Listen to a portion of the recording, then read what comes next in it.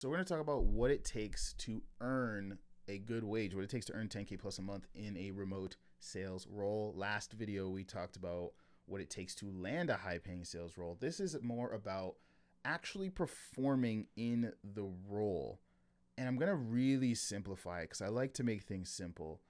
And the first thing you got to understand is there is a skill to offer balance that needs to be found. You need to find like this equilibrium, right? Because I've seen people with good skills get on a great offer and double their income immediately, triple their income immediately just by switching offers.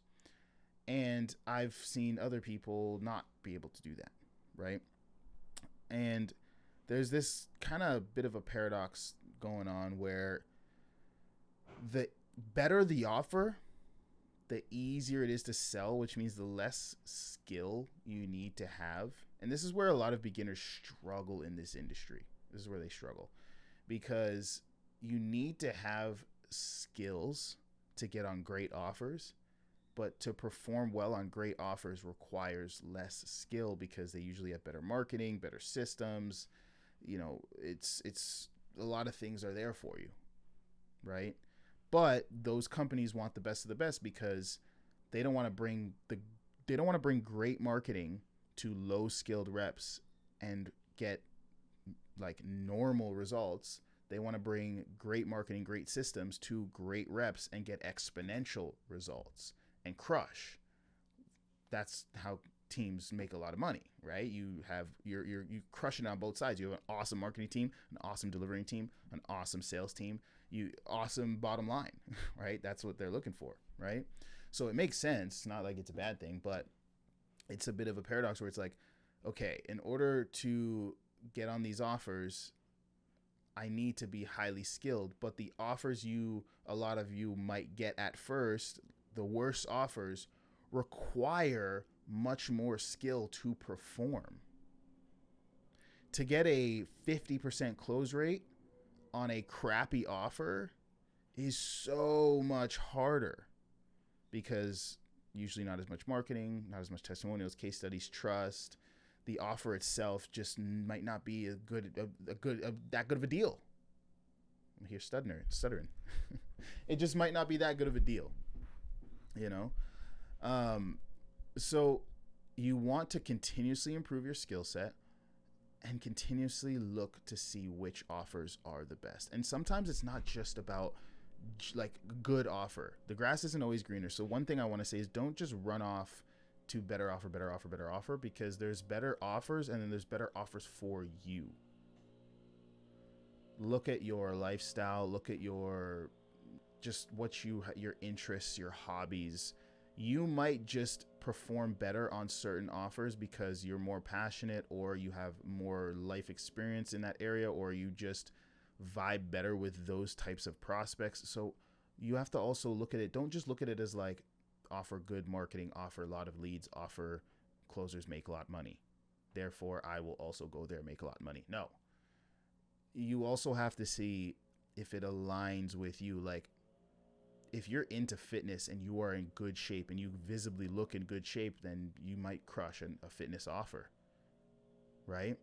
I've seen older people perform better on real estate offers because you're usually dealing with older people trying to get into real estate, buy real estate things, and they trust older people more because, you know what I mean? Or the older person there, as a sales rep, you've bought houses yourself, you're older, you own your own house, whatever, maybe you have another property, whatever, you perform better on that offer, right? So there's other factors outside of just, okay, good offer from the outside looking in. It's also good offer for you. So find that balance for yourself. Find that balance where it's like, this is also in a niche or an industry where I like enough to want to learn more about. And that's the second thing I'm talking about is industry experience. If you want to perform well, if you want to earn a lot of money in sales, you have to know how to build trust and be a great advisor and speak the language of your niche. You have to understand how to speak to marketers in marketing.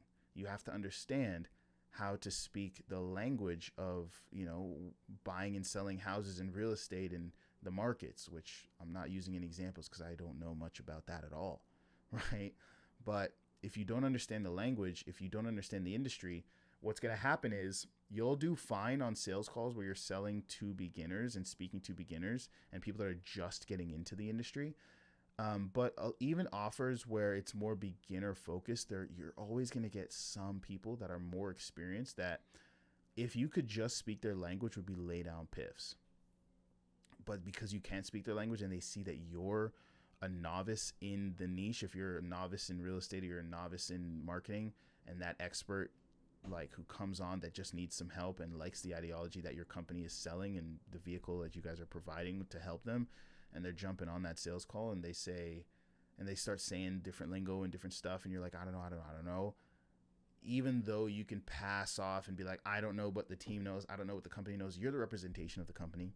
At the end of the day, they're going to look at you and be like, okay, they're going to see your level of expertise somewhere in the ballpark of the expertise of the company. And if yours is so out of there, like, you only know how to handle objections, you know nothing about what you're actually selling, that's going to speak volumes, and you're going to miss a lot of deals with a lot of great case studies. Like people that might be a little bit harder to close because you have to showcase expertise, but when they do close and they do come in, they crush, and they're the biggest case studies. Those are the deals you're going to miss, and those are the ones you don't want to miss. So pick a niche where you've got some experience, or pick a niche where you can, see yourself spending the time to learn and get the experience. And lastly, if you want to make good money, you have to be proactive. You have to always be willing to hunt and keep your calendar full. Yes, there's amazing inbound closing roles where they keep your calendar full, leads are flowing, marketing is great, but marketing fluctuates. That's just the nature of the beast.